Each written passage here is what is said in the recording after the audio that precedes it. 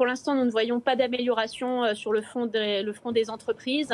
Il y a toujours des assauts dans plusieurs quartiers avec une volonté de pillage et de destruction. Donc, de notre point de vue, actuellement, la situation n'est pas du tout stabilisée.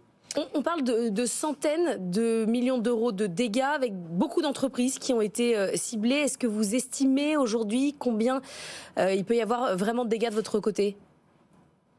Il est encore un peu tôt pour faire le bilan, mais le chiffre que vous évoquez est tout à fait probable. Centaines de millions d'euros de dégâts, c'est plus que probable. Probablement 1500 emplois perdus à très court terme. Je ne parle pas des effets en cascade que, évidemment, cette situation va produire. Donc c'est une situation qui est totalement inédite pour la Nouvelle-Calédonie et à l'échelle de notre économie, c'est une catastrophe. Et Emmanuel Macron doit avoir un entretien par visioconférence ce matin avec les élus calédoniens. Qu'est-ce que vous attendez, vous, de cet échange ? Écoutez, nous, on se sent loin du débat politique au niveau du monde économique, mais on voit bien qu'aujourd'hui, nous faisons les frais d'un débat politique qui peine à aboutir.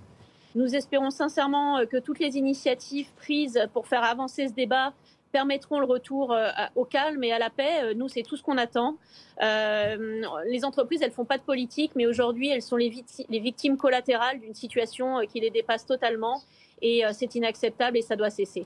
Est-ce que vous avez peur qu'il y ait... Est-ce que vous craignez un désengagement économique de la part de certains chefs d'entreprise ? On parlait de l'intérêt pour le nickel. Quelles entreprises vont s'installer désormais en Nouvelle-Calédonie ? Est-ce que ça vous fait peur ? Écoutez, tout dépendra de la capacité de nos politiques à trouver une voie de dialogue et puis à donner des perspectives pour ce pays. La Nouvelle-Calédonie est un pays qui a un potentiel énorme, une place stratégique dans le Pacifique Sud, des ressources minières extrêmement importantes. Il a un potentiel réel.